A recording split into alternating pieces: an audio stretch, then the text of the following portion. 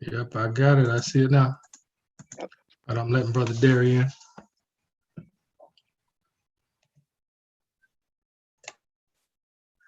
Brother Derry, FAMU Rattler, what's up, brother?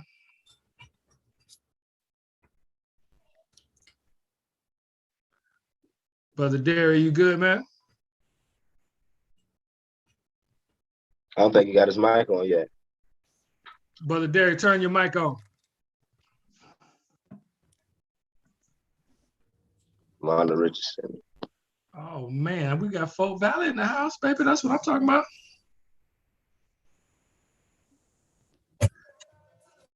My sister Vonda, how are you? Hi, I'm great, Vonda. I'm great, man. Good to hear from you. Yes, you too. You too. Yes, ma'am. Yes, ma'am. Well, we are live with today's discussion. We were kind of doing a freelance thing. I want to first of all welcome everybody to Fathers and Finances. We're actually missing two of the guys that normally make up the show. Trevor Evans is having a little bit of difficulty. He had some issues that he had to deal with, and our young brother, Brother Marcus Hunt, had some car issues on the way home today, so he's stuck on the side of the road. So we want to make sure that we acknowledge those brothers and tell them, I guess, when they see us later that we miss them, and we hope to see them sometime soon, obviously for the next show.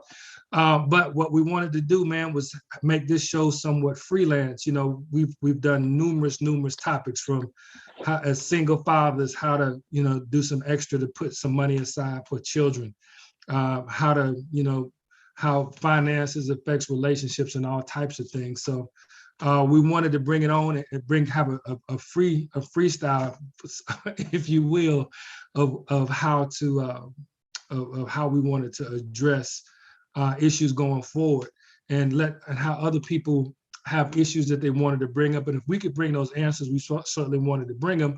But we also wanted to have other guests on here that could answer those questions as well. So for those that don't know, my name is Isaac, also known as OC. My recent name is Papa, because I just became a granddad about a month ago. So that's my new name that I'm going with. And I got my brother, Mr. Patrick Black Tie Graves. How you doing, big brother? I'm doing good, man. I'm doing good. Blessed and happy to be here. It's always a good day when we can talk to anybody that's willing to listen and willing to learn and move in a better direction about finances. We want to get this conversation to be very open and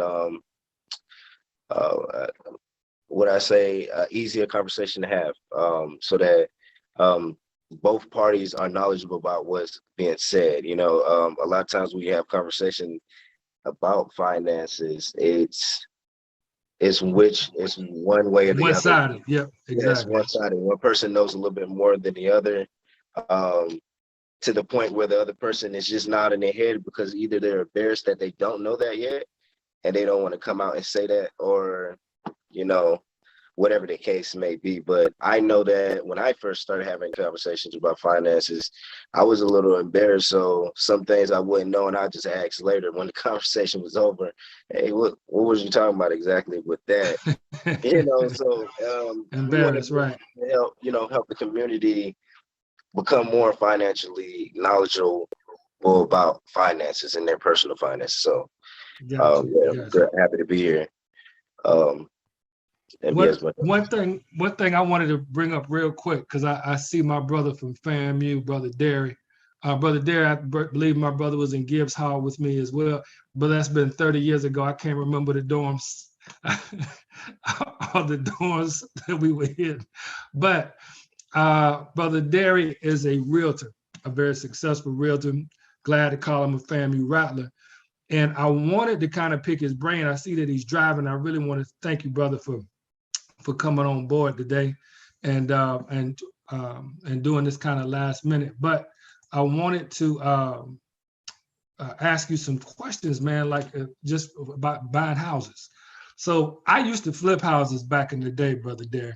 And, you know, this is back when the last house I flipped was in 2008 in the market crash. And I got out by the hair on my chinny chin chin, as they say. I mean, I literally, as a matter of fact, the last house that I sold, I made $1,000. I went from making a few $1,000s on homes to making like I was blessed to have not lost anything, but the prices just kept going and going and going down and down and down. And when I finally sold it, and I made $1,000, which was not why I got into it. So if you don't mind, brother, I know you're driving, but if you can unmute there, we kind of muted you for a minute. If you don't mind unmuting there, so that we can kind of figure out what's needed today as far as buying houses is concerned. All right, well, yeah, thank you, bro. I appreciate the opportunity. As I said, I apologize for any background noises. I'm driving, but That's all good. Always happy to share, whatever knowledge I can. I've been in kind of the real estate business overall for, many years because I own a rental property. I've been an actual realtor for the last 4 years. And I will tell anybody who will listen that it is vital that you own real estate. You are out here renting a home, paying rent at an apartment. It's not the move. There's always different ways that people can go about it. Some people don't necessarily want the maintenance that goes along with, owning a home. But, even if you don't own a single family home, with the front and the backyard, because that's always work, I would advise somebody to at least own a condo or townhome or something like that, because the financial benefits to you are so tremendous in terms of being able to write off your taxes that you're paying for that home, being able to write off the interest that you're paying on that home. There is such a benefit that comes with that. And obviously, if you're the type of person that starts their own business, if you're running a business out of your home, that's an additional, tax benefit that comes along with that. So, the reasons to own a home are vast and numerous. This market has been unlike anything I've seen. As a homeowner, obviously, there's an investment that is required in order for you to buy. This market is showing us what the benefit is on the other side. If you have that property and now you're in position to sell that property, prices have gone up so high right now. There are people that are in position to make a whole lot of money right Brother now. Derek, let me get your expertise on this, brother. Okay. I know I got 3 friends right now trying to buy a house, and they are going 10, 15, in one case, $30,000 over asking price, and still could not get the house. And I'm going, how do you go? If I'm personally selling a house for $200,000 and somebody offers me $230,000, what type of offers am I getting where I'm ignoring $230,000? I'm gonna tell you, and it's funny that you say that, OC, because literally 2 days ago, I put an offer in on a house for one of my clients, and I think that house was 100. It was listed at 185. We put in an offer of 221. What is that? 36,000. Right. Above asking price. We were top 5. Wow. Yes. I mean, what causes that, man? What causes that? You know what? For any of us who have experience in business school, we all know that it all comes down to supply and demand. And the challenge is there's just not enough supply as far as homes. There's not enough inventory out there right now compared to the number of people who are trying to buy homes. And the challenge is, as long as there is that imbalance, there's always going to be people who are going to be willing to pay, above what's being asked because there's just not enough homes to go around. And, this is just kind of the reality of the situation. Now, at some point, it's not sustainable. I mean, at some point, there will be enough inventory that's going to be added so that it balances out. Or, at some point there may be a, correction in the market and the prices begin to slide. So, but, based on all indicators and everything that I've seen and heard, I don't know that that's, around the corner about to happen anytime soon. So that's just kind of what we're dealing with. But that's why it's happening the way that it is. There's just not, there's not enough houses available. And the challenge is, if you're somebody that's looking in the price range that I just talked about, 100, anything low 200s and below, your challenge is going to be, there's so many people that have the type of money to purchase at that price point. I didn't even ask the woman how many offers she got. I'm assuming she got at least 20. You know what I mean? Right. I've seen situations where we put bids in on houses. There were 40 offers on homes. I think we came in second place out of 25 with another family that I was working with. And in that case, we had offered 15,000 above asking, and basically saying, if it doesn't appraise for this amount, we'll pay above appraisal up to a certain amount. That's the game that's being played right now. Gotcha. But the challenge is, and I wish I had better news for anybody that's looking in that low $200,000 range. Your challenge is, unless you have a whole bunch of cash available to you, you're going to be competing against people who are in position to make cash offers in that price range. And most of the time, when you're making a decent offer, like what we did, it's the terms that are kicking you out of the box, because they may say, look, I'll take $2,000 or $3,000 less than what you're offering if this person is also able to do a cash purchase, which basically means there's maybe less of a due diligence period. There's no financial contingency period. We can close in 2 weeks. So that's what the reality is in that price range. And I'm not one to to really turn anybody away. I try to help whoever I can. But if somebody comes to me and they're looking,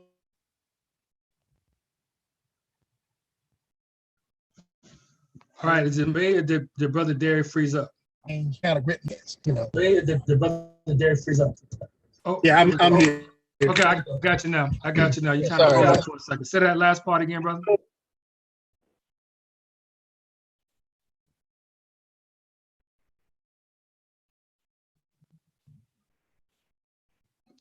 All right, so I got He's pretty muted out. Hey, Jared,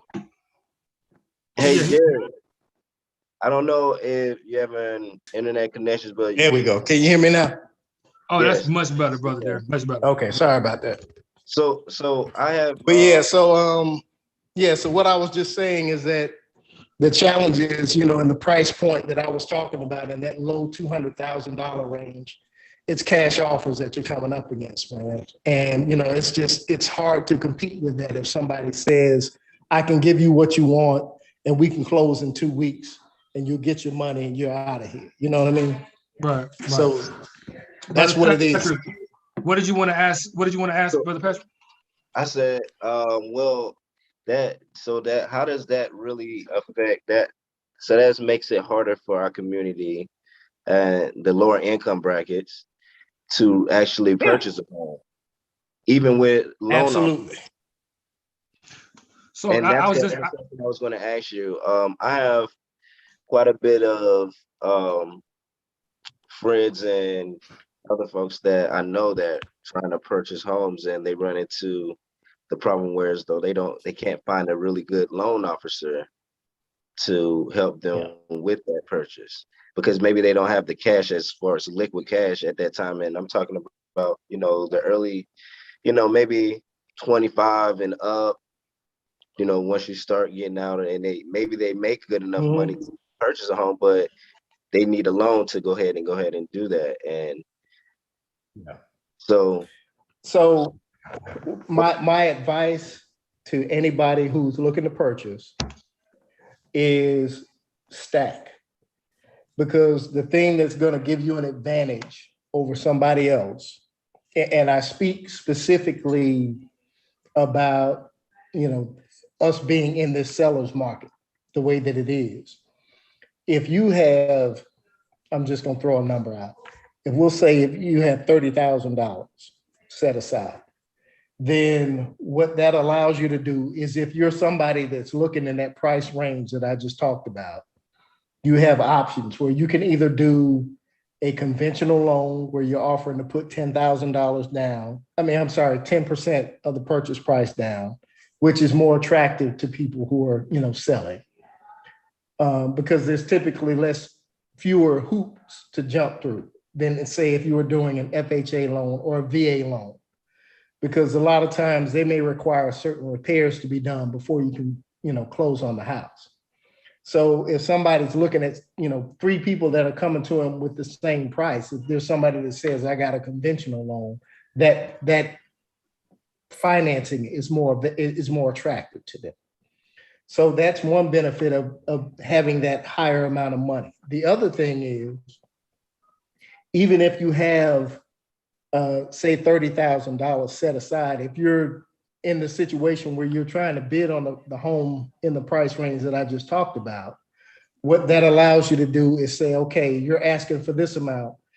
I can go above that with this extra money that I have. So maybe I only put 3.5% down on this home, but I can go above the amount that's being asked in my offer. And that just gives them the ability to be more competitive. So, in the end, it's obviously the most difficult thing to do, to save that type of money, but it's really what's going to put you in the best position to be competitive when you're out here trying to compete and bid on these homes. Brother Derry, I appreciate that input, brother. What I wanted to do here real quick, when you were speaking, I thought about a show that we did where we talked about home ownership and the difference between the communities. I'm going to share my screen here real quick. And Okay. First, I want to welcome one of my oldest friends on the face of the planet, Brother Chuck Miller. Brother, I love tremendously. I want to welcome him on. As a matter of fact, Chuck, I want to ask you about a couple of things in just a minute. But Chuck, welcome on, brother. Yeah, man, good to be here, Doc. Thanks for inviting me. Oh, no problem, brother. My pleasure as always. So can everybody see my screen? Yes, we can. All right. So this is a show. This is a thing called USA Facts that dog it, what just happened? Oh, there we go. So it's got numerous different things that it compares various communities with. So this is what we were talking about, home. And it's talking about what Black people, Hispanic people, white people, and other races have. And this goes back to 2016. So when it comes to Black people and pensions, we're at $52,000 versus white people, if you look at the same thing, $99,000 in pensions. But trying to find the home one, if I could find the Black equity in homes, $7 grand in 2016. If I can hold it there, I'm having trouble holding it there for some reason. And then white people have $106,000 worth of equity in their homes. Property, $36,000 in 2016 versus 155 for white people. Black people and Hispanics typically are not in the top of that scale. So when this is a really unique website that kind of breaks everything down by demographics. So brother Chuck, I know that you have worked very closely with Jesse Jackson. You've traveled all over with him, and you've seen some of these numbers. After listening to what Brother Derry was speaking about, what are some of the factors, man, that you think are keeping us down as far as us number one, having better financial education, and number two, is there anything that you feel that we could do to kind of close the gap? Well, Brother Derry hit, and thank you, Brother Derry, for your information, buddy. It was very valuable information. But one of the things that you just referenced is position. We're not in position to be able to do things, and we understand the concept of home ownership too late, and we have the mindset of renting for far too long. And so by the time we actually understand the importance of credit scores, that's one of the that's a real big deal. Not understanding the power of a good credit score. 650, 680, around that range is what you're going to actually need to be able to get a decent rate. And depending on the home, you're going to need much higher. And sometimes I think what we have, Ike, is that we make Chevrolet and Ford money, but we want to live a Rolls Royce lifestyle. Mhm. And so consequently, it takes us upside down in our finances. Instead of us, what we should do, we should have, if we're making Rolls Royce money, we should have a Cadillac lifestyle. But us as Blacks corporately, we just the opposite. And I think that once we put ourselves in better position and understanding it early on, I mean, this kind of information that we're talking about, this is like 4th, 5th, 6th grade type stuff. These kids need to start learning this extremely early. Right. And by the time we understand it, we've already set in our bad habits, our bad spending habits. The only bond that we're familiar with is the bond to get Uncle Ray out of jail. And so unfortunately, we don't understand the terms. We don't understand the concept of money. We don't understand the power of money. We know the cost of a whole lot, but we know the value of very little. And I think that has cost us in the long run. Awesome. Well, Brother Chuck, I appreciate that, man. The importance of credit is very important with us here at WSB, where we actually have we've been trying to tell people when we do these Fathers and Finances, and Brother Derek and Chuck, we offer free courses here, not just on debt management and reducing debt and reducing liabilities, but on building wealth, building assets. It's just literally free courses that we offer all of the time. And people just kind of, they just kind of poo-poo it, you know what I'm saying? They just like, I'm not interested, what have you. But then when it's time to get a house, they're wondering, how can I get this house now? How can I buy whatever it is that I need? And Brother Chuck and Vonda, you remember our good friend, Brother Tazim, formerly Tim Watson. He was a financial advisor all during his NFL career. And he brought, you and him, Chuck, just said a very important thing. He said it a little differently, but it's the exact same thing. He said when he was in the NFL, he learned from a kicker who didn't make near as much money as he made, or any of the other guys. He learned from a kicker that you're supposed to use to spend. If you make millions of dollars, you're supposed to live like the top 5%. And the bottom of the top 5% at 1992, when he joined the NFL, made $100,000. Mm-hmm. Now, Tazim made millions of dollars, but the kicker taught him to live like he made $100,000. So today, the bottom rail of the 5% is $250,000. So they're saying, for a lot of people, that seems out of reach. But if you make millions of dollars, you're supposed to scale your thing back to $250,000. So likewise, what should Black people who make Chevrolet and Ford money, how should we be living? I mean, obviously, we're not living in the top 5, the bottom rail of the top 5%. So how Brother Derek, anybody, Vonda, anybody that wants to ask, how should we be living? I'll tell you this, it's not how much money you make, it's how much you keep. Yes. Yeah.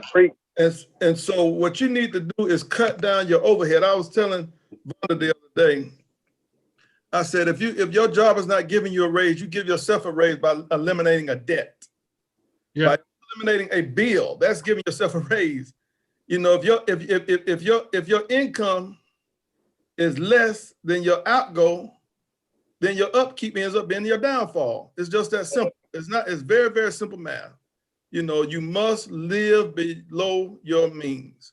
And I think what we do, we overextend ourselves so much, and we don't understand the power of money. And like I said, it's not so much how much you make, it's how much you can keep. You know, when I remember back in 1989, I bought my first vehicle. My car payment was $169 a month. I brought home $1,000 a month at that time. But I didn't have any other bills other than cable, which was $17. I didn't have any money. And so if I'm making $1,000 a month and my outgo is only $300 a month, I'm living much better than a millionaire who's making $1 million a year that owes $2 million a year. Right. And Right. That's where we are. I swear to God, Chuck, I thought you were in my class for a second, man. That when you said it's not about how you make, it's how much you keep. We preach that all day, every day. I'm like, man, Chuck been in class with us. I mean, but yeah, man, I thought you were in the class. We teach that all the time about it's not how much you make, it's how much you keep. We have as a matter of fact, I'm doing a little something tomorrow at 6:30 for people that are interested in working with us. I'm doing a little something tomorrow where I talk about, not just how much you make, how much, not how much you make is how much you keep. We actually highlight a young lady that last year in the middle of a pandemic reduced $65,000 worth of debt. She added an extra stream of income, and with that extra stream of income, she got rid of one bill at a time. And so at the start of the pandemic to the end of start of 2020 to the end of 2020, she had reduced $65,000 worth of personal debt. So at this point, she's considerably richer than she was at the start of 2020. So, Brother Derek, I know you take your mute off. Did you wanted to say something as well? Yeah, no, I was definitely echoing what Brother Chuck was saying, man, and what you just said, the importance of getting rid of debt.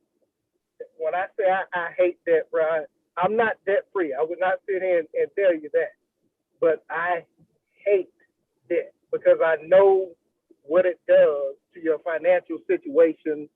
I know the limitations that if you're the kind of person who pays their bills, which I am. That's why I hate it, you know what I mean? But if you're in a situation where, say, you have a credit card with a high interest rate, then, that takes so much money out of your financial war chest every month. You're sitting up, paying on a credit card where the interest rate is almost 20%. That's killing you. Death by 1,000 cuts, man. And a lot of us got multiple credit cards, and we paying this one or we paying that one.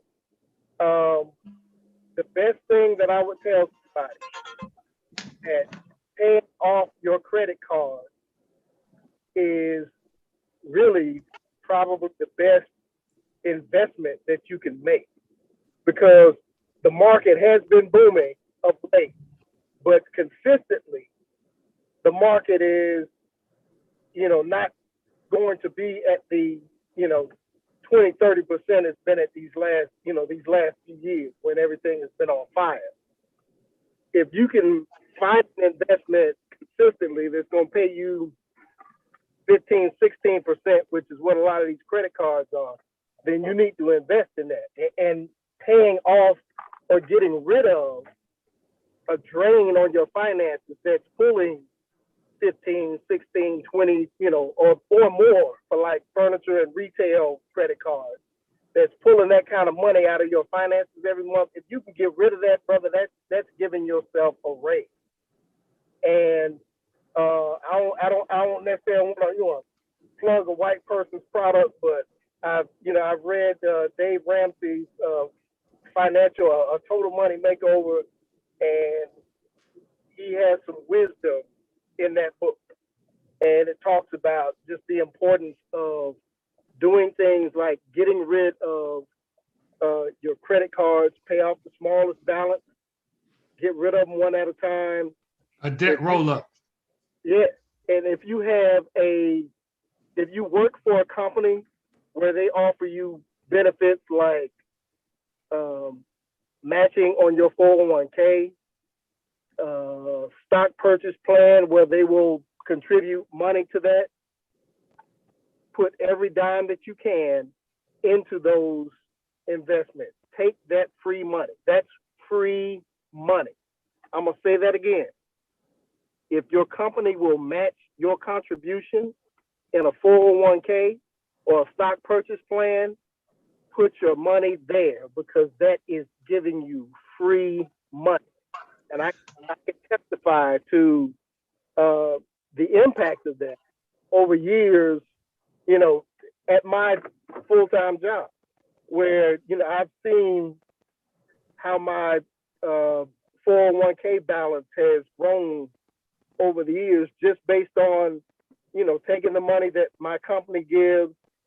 And if you can put some additional in there, then, obviously that makes a huge difference. And we can see with the market doing what it's done these last few years.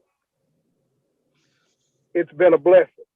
Well, Brother Derek, listen. I've been a beneficiary myself for 401ks. As a matter of fact, obviously, my first home, I got used the 401k money to have in that because we didn't have all of it saved, so I was able to pull some out of it with the 401k. So I certainly see the benefit of that. But having been in this industry now for a minute, there are other tools out there. I don't want to say, I don't want to tell anybody that one tool is bad or worse than the other.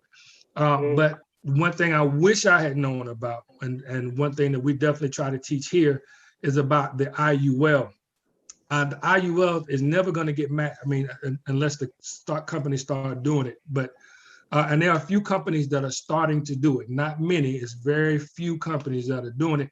But an IUL, man, for the most part, does not have the tax implications at the end of your life, or at the end of your work life, that end up happening for your 401k. It's like a Roth. Right. Or IUL, see, here's the thing: the Roth can still get taxed to a certain degree as well, and you can only take a certain amount out. And this is one of the examples I always like to give. I have a client that had $1.2 million. She had never looked at a 401k, had absolutely no idea how much money she had. Been working 35 years straight. She retired. She had 1.2 million in her Roth, in her 401k. Excellent. When she got the money in the payout, she got paid $698,000. That's how much she got taxed. What we teach here is that you need to, if you make $50,000 a year when you retire, you need to have $1.1 million because that's $50,000 for the next 20, 21, 22 years or what have you. And if she had had that same $1.2 million in an IUL, she wouldn't have got taxed on it because that happens with pre-tax dollars. And she would have had 90% of it available to her immediately. But an IUL can be dripped. In other words, it can be dripped at $50,000 a year over that period of time. But what I agree with you 1,000,000%. You need one of these vehicles, one way or the other, to help you. And whichever one ends up being, again, I don't, as long as you save, and that's better than doing nothing. You know what I'm saying? You got to be doing something towards that. Patrick, before I change the subject, did you have anything that you wanted to comment on or ask these brothers? Well, I wanted to say that the issue that I believe that our community has is not necessarily not wanting the information. Just like Derry and Chuck, I'm saying that right, Derry, right? Mr. West, I'm saying that right. Yes, that's it's right. Not after you give us the information, after the information is being received, it's what goes through that person's mind after hearing that. Is it something that discourages them from even making a change or making a choice to go that route? Or is it, I need to live life now? People are looking at life and things that are going on around them and seeing that, I talked to a 23-year-old, or she's 22 now. And I talked to her today, and I talked to her about saving and investing in certain things. And she said that she's too young to think about those type of things now. And I said, you know, I laughed, but I talked to her about how often I hear that. Like, she's not the first or the last person that I'm going to hear say that. Oh, And yeah. I talked to her and I said, yo, you know, I'm only 30. I'm not that much older than she is. I'm 7 years older than her, but I told her that, you know, I wish I knew the information I knew now back then. And right now is the time that you should start thinking about it. Not when you think it's conventional, or when somebody else told you they started getting into their finances that way. You know, you do know that they got into their finances late. They're behind the curve, you know. Right. And I was explaining that to her because I said, you want to do these things now so you don't have to worry about it when you get my age. Because when you get my age, and I know that y'all a little bit older than me, but at the age of 30, I started not wanting to do and handle certain things. I want to be already there. You know what I mean? So I spoke to her about how she's in good health and she's able to work. She has the energy to go to work, get up and keep going every day. Once you start having kids and you have a lot of things and debt that you acquire over the time, It gets more difficult. You're not as flexible anymore. Right.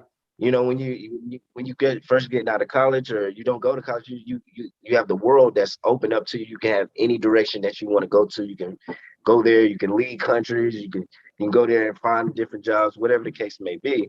But it's very important for her to be able to, as soon as you start making money, to start making investments, start looking at those things. That's why I asked you about the house and the loan officers, because I have my girl, she has a problem with she had the money ready, available, just like how you said, but her loan officer, she couldn't find a good loan officer to find the house to actually put that out Yeah. there. And that's another occupation that's in our community that hasn't been touched like that.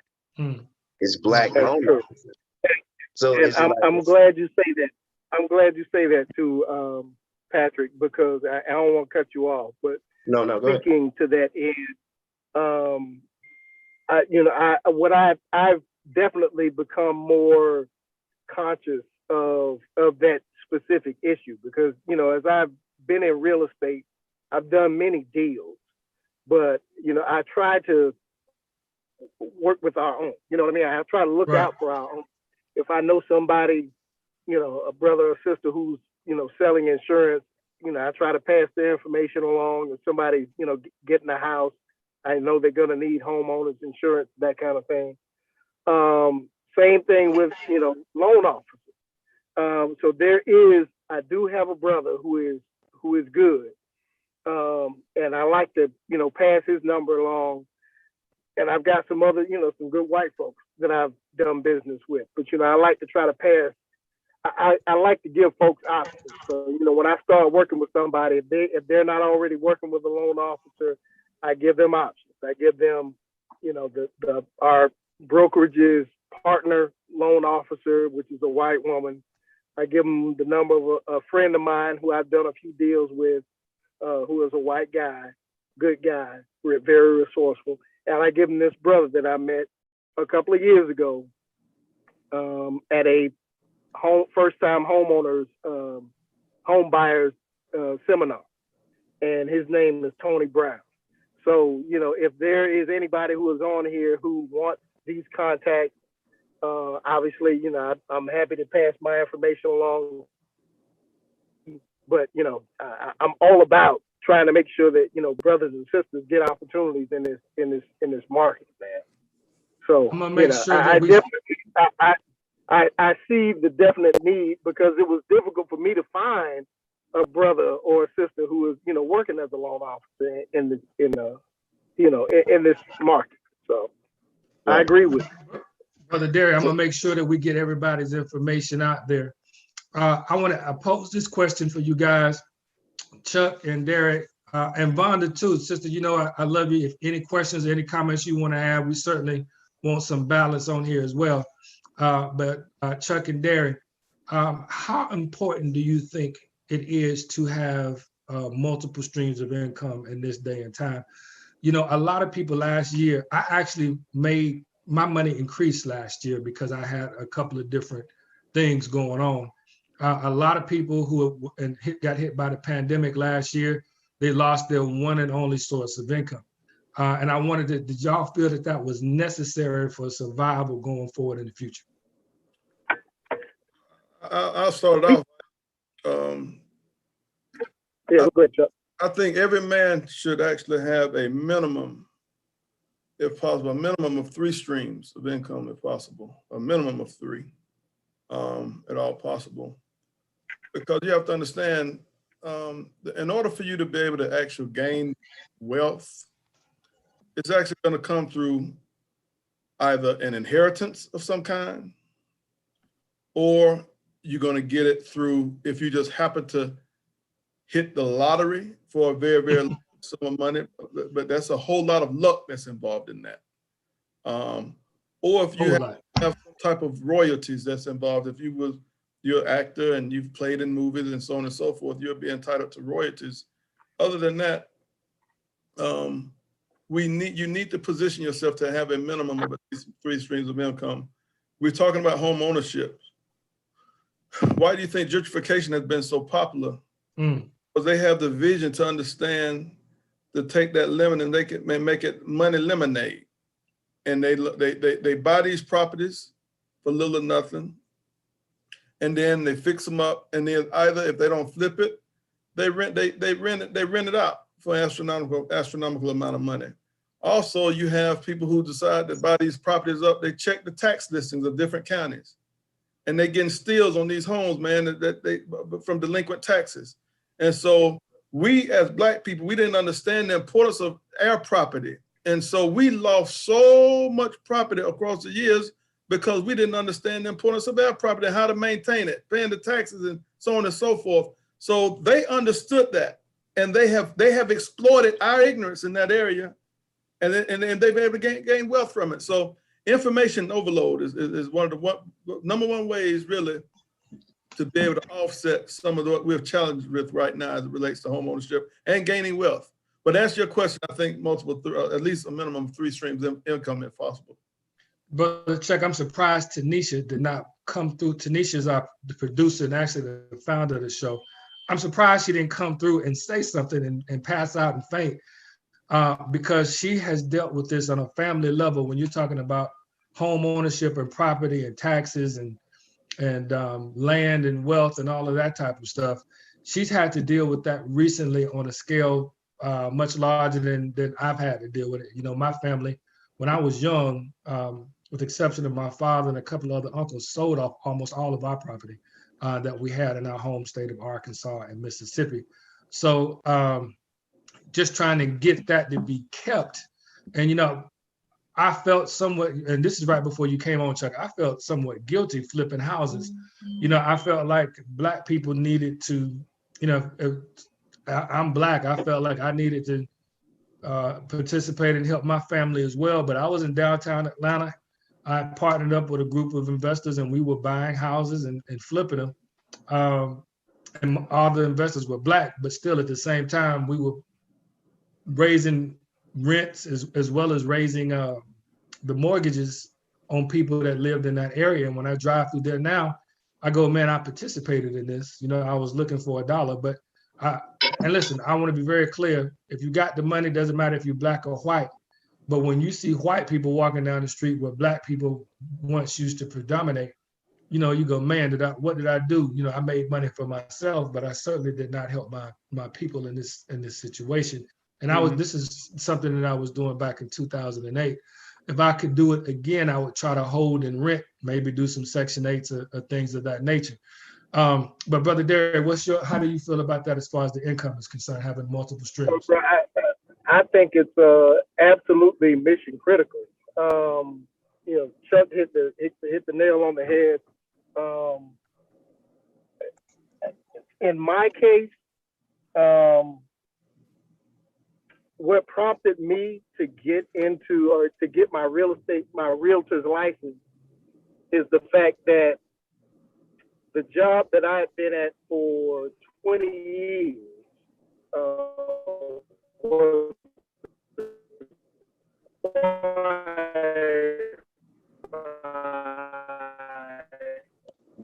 a larger by another company, and the company had been in existence for 20 years before they ever had their first layoff. And so I was there the first time they did a layoff, and then they did another one 6 years later. And then once this acquisition took place, then, it got to a point where it was almost kind of commonplace. You know what I mean? Right. And so you just didn't know how people were going to be thinking. And so, yeah, I said to myself, well, I need to have an additional stream of income, because you never know how these folks are going to be thinking. You know what I'm saying? Right. And that was kind of I had been interested in real estate for a long time, but that was kind of the thing that caused me to finally get off my butt and go and get my life. And so, in my case, it's been absolutely huge. It's allowed me to do some things that I would otherwise not have been able to do. And I still use it, full disclosure, as a second stream of income. I still work my full-time job. God is good. I've been there for 24 years now. But, I have flexibility where I'm able to work from home, so I can take calls, when I have time. I've been there for, like I said, 24 and a half years. I got a lot of vacation time. So, if I need to go to a closing, or, if something comes up and I need to go and take care of something, I've got, weeks and weeks of vacation time set aside. So it works for me perfectly, being able to do both. And having that additional stream of income. I had a house that I sold a couple of years ago that was almost a $900,000 house. This is the summer before my oldest son was about to start college. The commission on that bought my son his car. You know what I mean? Right. So instead of having to take on an additional car note or put him in a situation where, we're paying that same money for room and board, he's able to, stay at the house and not take on that additional debt. And he's got his car, and if he needs to go, make some extra money, he can go drive for Uber Eats. He can get himself to whatever full-time job he's doing. All that stuff works out. And so, I will tell anybody, and in this day and age, brother, most people, regardless of how much you make, Chuck said it perfectly. It's not what you make, it's what you keep. And we all know that, there's a number of folks that we know that make big money and spend big money. And, if you are able to get yourself an additional stream of income, and it's not always necessarily about, something like doing real estate or, setting up, some type of multi-level marketing thing. There's all kinds of ways to make additional money for yourself. I think about, Althea Yes. Thompson. Yes. Yeah. Hey, Althea is, you want to talk about a hustler? Oh man. Thea keeps her hands in all kinds of Everything. stuff. Yeah. And between her and her husband Maurice and Althea's brother Carlos, they understand the value of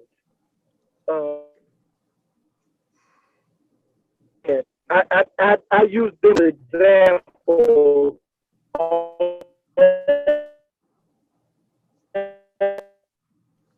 Brother Derry, I think you're in a all rough the area, time brother. to my children. Oh, okay. Bear with me. I'm coming through in a sec. Okay. But yeah, but Well, what I'm saying is the importance of creating products that will bear fruit for you even when you're not working. You know what I'm saying? I think about Althea, how she used to do the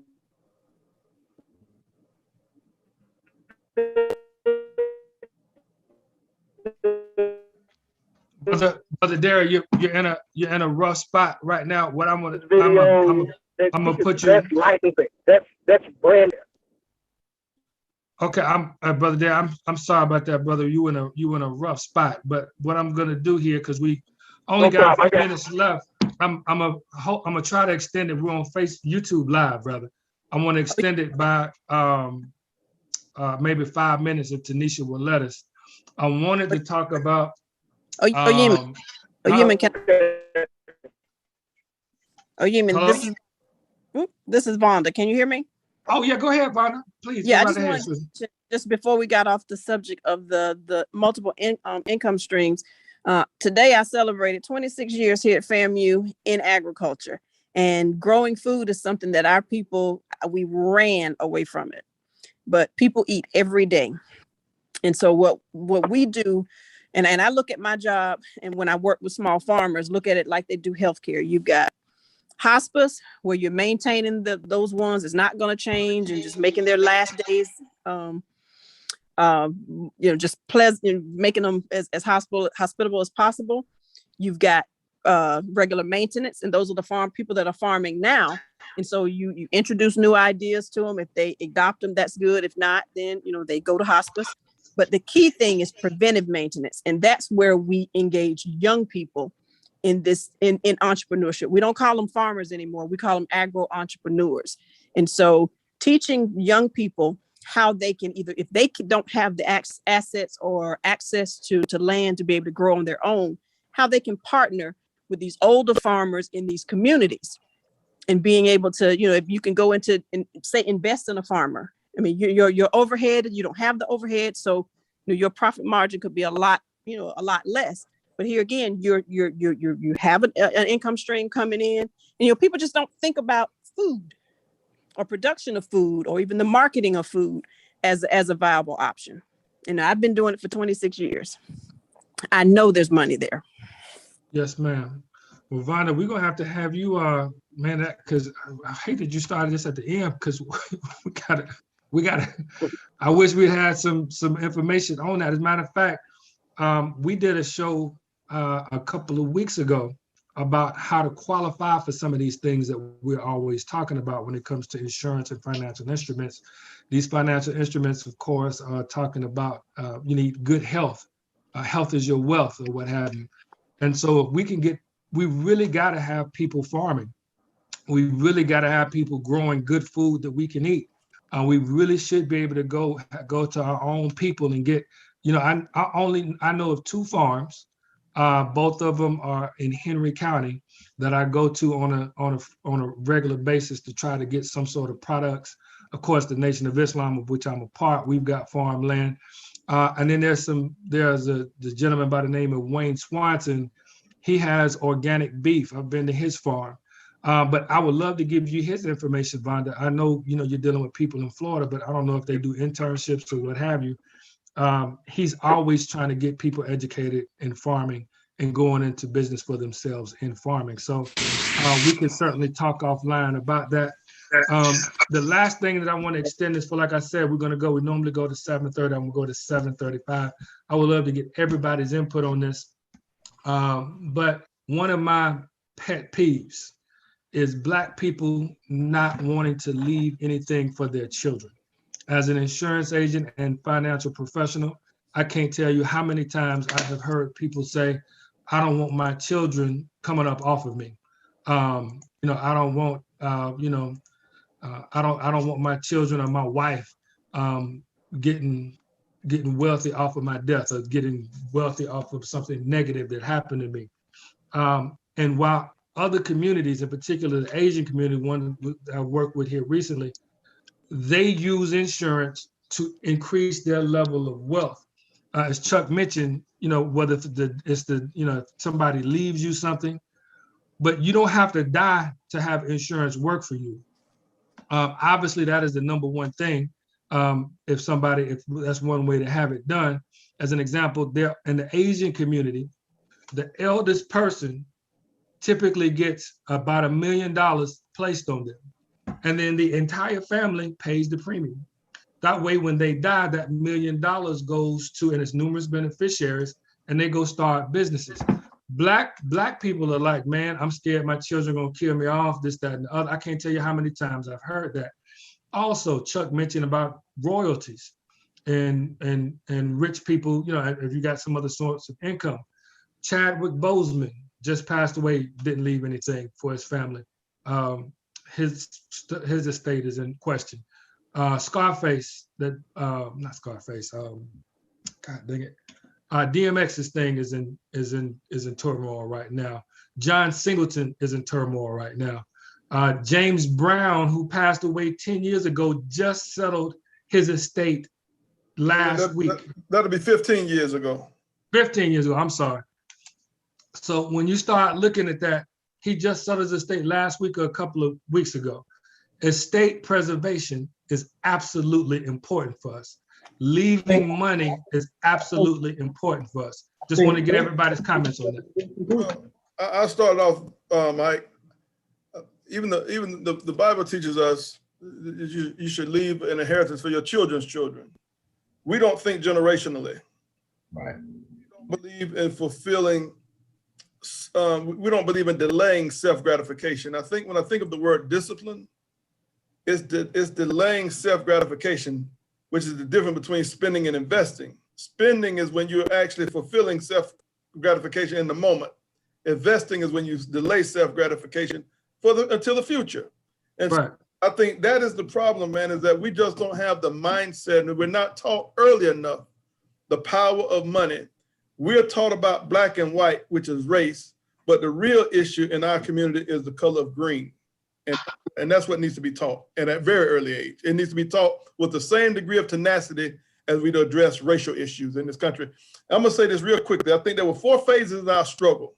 When I think about the first phase of our struggle was the end of slavery. Right. The second phase was ending Jim Crow. Third phase of our struggle was obtaining voter rights. But the fourth stage of our struggle is economic parity and economic access. I think that's where we are right now in the fourth stage of our struggle. And I think that needs to be addressed from that. And you need to address it at a very young age so people can understand it at age 6, 7, 8 years old.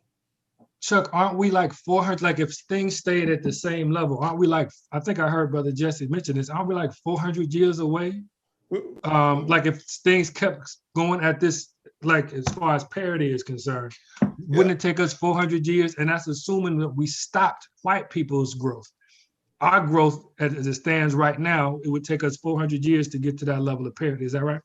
It's something around, it's something along that line. You have to understand, like, we are 250 years behind. It's almost like, you know, we were athletes. You're running a mile and a half.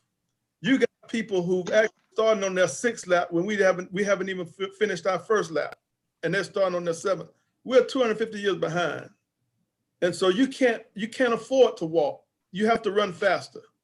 You don't grab a shovel if you're in a hole, you need a rope. And I think a lot of times we're financially in the hole, and instead of grabbing a financial shovel, instead of grabbing a financial rope, we grabbing shovels by our spending habits. All right, bro, I appreciate that, bro. Chuck, man, it's always bringing the noise. Who's next? I wanted to add on to that, Chuck. I like what you said. I think that I wanted to ask a question because we're in 2 different generations. I feel like y'all in the generation right before mine. And I wanted to ask, I already know the answer as far as how we can help our community. It's through our financial literacy campaign. I know that. How can we change the minds of people? And I feel like the only way is to charge. When you hear free in front of anything besides food, people run away from it. They believe that it's a scam. They believe it's something that they can't trust. They believe that it's something that is not real. It's not tangible. Why would you give it to me for free? Because everything else in life, it has a price on it. and we're trying to give them education so that they can meet those prices that they see. And we have this difficulty with spending money. We feel the need to spend money. I know people that I've been around, if they didn't spend money, they have a nervous breakdown. Like they have to spend money or they go into depression. They feel like they're less than. It's something that I feel like it dates back to, you know, even our people coming out of slavery, like feeling like that we're worth it. So we spend the money to show ourselves, oh, we're worth to be a part of this society, when if we just understand what we have to do, it's got to be one generation that takes the lead that says, all right, I'm not worried about this superficial things. I'm not worried about the fancy cars, because we're all living in this demographic that is not cohesive for us or our kids to grow up in. And then we get it late, like how you like how old are, like on the average, how old is everybody on this panel? Am I the youngest one on the panel? Yeah, You're I'm definitely the 50. youngest one I'm on this 50. panel. I'm 50. I'm 51. 30, right? I'm 50 for a few more days. Okay. I'm 52. I'm 50 also. Yeah, my point exactly. Are we able to get? We need more of me listening to more of you. That's already had it, that's experienced it, so that we don't be in the same situation, we be further ahead. So we cut those years down, those 400 years down, we cutting those years down every year. And like you said, we got to talk to our kids from, as they learn their ABCs, they learn their financial literacy as well, because they go to school and get babysat. We went to school, and I wouldn't say that I didn't like school, because I did, but at the same time, I knew, me going to the military, I learned that when I went back to college, I said, half of this stuff, I'm not going to use it. I need to find out exactly what I need that's going to help me in my life. And I think that's what we need to be able to give to our community. Hey, this is what you're going to use in your life. This is how you have to maneuver. And how do we get this message across so that people don't think that we just, oh, okay, it's just old people talking. It's old men talking about money. They don't know about it. They're not riding in a Bentley. They didn't pull up on me and can give me $10,000 right now. You know, they want that. A charity and hard work is two different things. What were you going to go ahead and answer that, Chuck? No, I was just going to tell Patrick, I think that, I look at the home is the first institution of learning. And I think, instead of us depending on third-party schools or other programs to educate the children, I just really think that there needs to be some kind of an incubator for the parents really to be able to funnel this information to parents so I can pass it down to the children, because actually the home is the first institution of learning. It's, God ordained the home before he ever ordained the mosque, the church, any place else. He first ordained the home before he ordained the church. So I think that's the first institution of learning. That's where it really needs to, that's really the foundation of it, in the home. And so trying to get parents to understand the importance of the power of money so that they can start teaching children at a very young age. I remember, I'm gonna say this real quickly. I remember I had a piggy bank when I was a kid. On the front of that piggy bank, my grandmother had, it was 3 faces on there. The first face was a bank, and you could put money in there, and that was her way of teaching me the importance of saving. The other face on the bank was a store, and that was a teacher telling me about, when you put money in there, that's for be able to spend. And then the other face on there was like a little city. And she used that to show me the importance of sowing back into the community and giving back. And so that was at an early age, it kind of shapes your thinking, man, because teaching is a process of teaching is a repetition until learning occurs, and application is evidence of learning. And so you have to start at a very, very young age, man. I still remember some of that stuff your mom taught us when we was in Cub Scouts, man. That's how fundamental it gets, man. But you have to get them at that age, because when you get it at the age of the foundational age, you put kids on a certain trajectory. And I think it's important to set them on a certain trajectory so that when they get older, they won't divert from it. I'm gonna tell my mother that, man, you're gonna make us feel good with that. I say we used to have that meetings at your house up there on stage. Yeah, exactly. Yes, sir. Yes, sir. For real. Brother Derek, go ahead. No, I think Patrick was very much on point when he talked about the mentality of a lot of our people. My cousin actually said it very succinctly once, and I thought he probably said it best about Black people as a people. We wear our wealth. You know what I mean?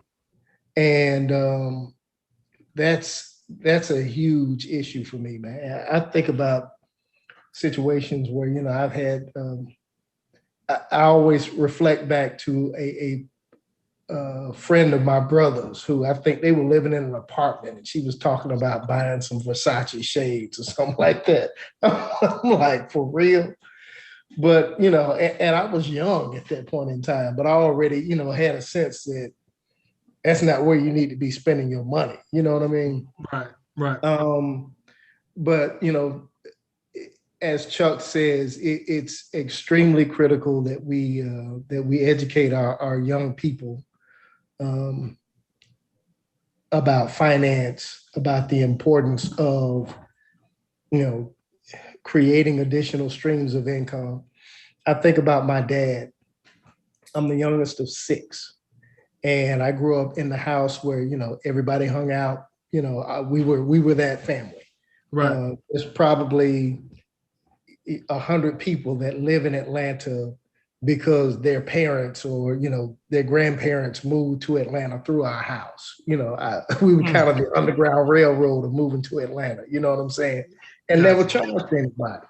But that's who my parents were.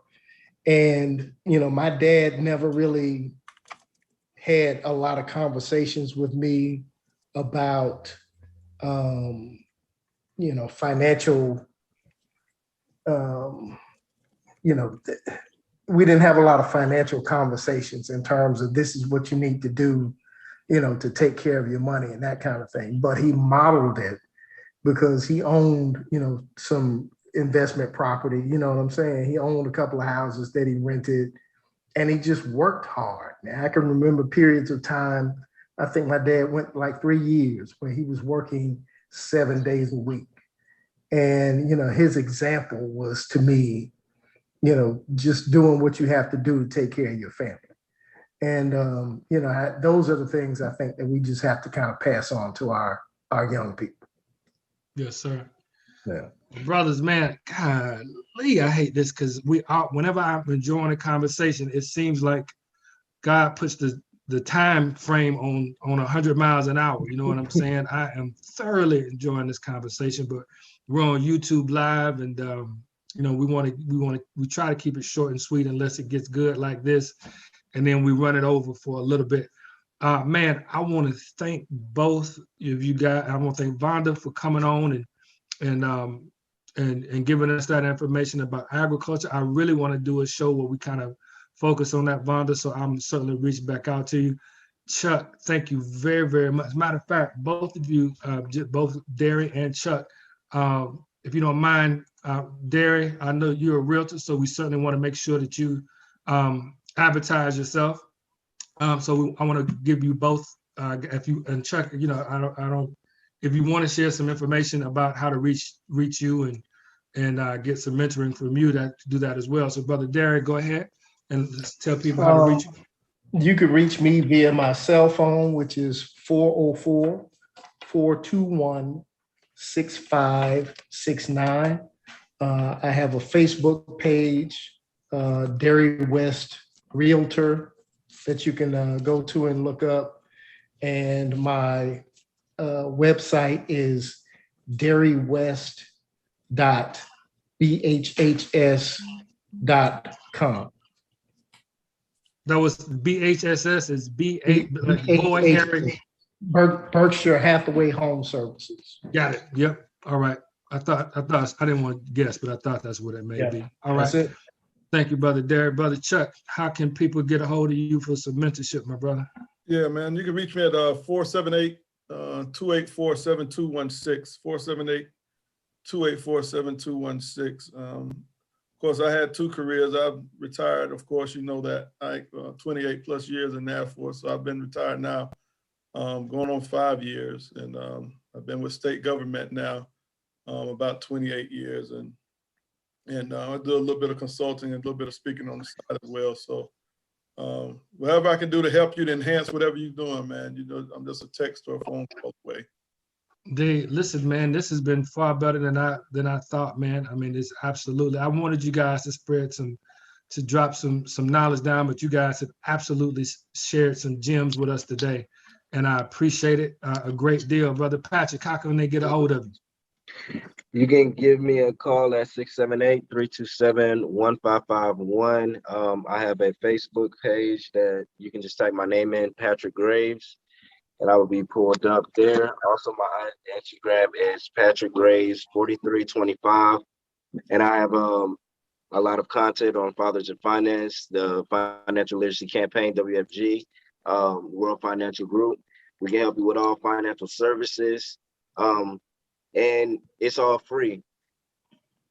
The education is free, but the effort is not free. The effort that you put in to change your life and change what your family's going to life and what it's going to look like is going to cost a price. Also, did y'all know, and before we get off this, I really want to get Ms. Vonda's information because I do want to invest into that. But did y'all know in Georgia, homelessness is becoming a crime now? Yes, I've been reading about that recently. And if we just heard what Derek just said about us not being able to purchase a home, they're raising the prices on rent, not going to be able to afford the rent. We just got out of the pandemic. Yeah. Yes, giving out 10 million jobs this year coming up, but yet those jobs may not be adequate to even pay your rent. And don't forget the lifting of the eviction moratorium. Yep, Exactly. just happened. Indeed. Right. Indeed, So, just happened. It's crazy times not to be educated out here. You know, so we have to really, I really want to push as hard as I can to help as many people as I possibly can, to help myself as well as my family to know all the information. I really enjoyed having y'all both on today, Jerry and Tuck. Patrick, check the chat. Vonda just sent her information. Check the chat. Okay. And you can go ahead and wrap it up, Isaac. All right. And again, I'm Isaac Crumbly. They call me OC. I can be reached at 678-643-4370. I'm not the best at Instagram, but it's OC in the letter N Atlanta. OC in Atlanta at Instagram, but you can always reach me at 678-643-4370. I am part of the WSB WFG Financial Campaign, and me along with Patrick, as well as our other 2 guests on occasion, we do, again, for me tomorrow night, I'm going to be doing a webinar for people that are interested in joining our campaign and learning more about financial literacy. So feel free to go to my page and learn more about that on facebook.com. All right. Thank you, guys. Brother Chuck, Brother Derek, Patrick, Vonda, Tanisha. Thank y'all. Y'all have a blessed day. And I look forward to speaking with y'all again in the near future. Peace and grace. Y'all be blessed.